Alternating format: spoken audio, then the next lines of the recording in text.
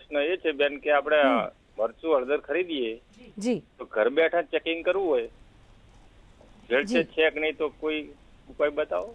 સરસ તમારો પ્રશ્ન છે અને એ ગૃહિણી ઘરે બેઠા પણ એ ચકાસી શકે છે, ટેસ્ટ કરી શકે છે.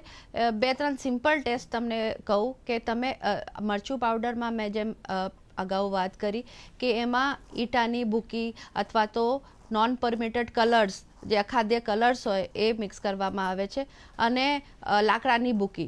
હવે એને પકડી પાડવા ગ્લાસમાં 1 ગ્લાસ પાણી લઈને ઉપર મરચું પાવડર નાખો અને કલર તમે જુઓ કે આમ લાઈન આખી ગ્લાસ કલરવાળું થઈ જાય અને તો એક લાઈન 2-3 લાઈન આમ કલરવાળું જતી દેખાય એટલે કે અખાદ્ય કલર એમાં હશે.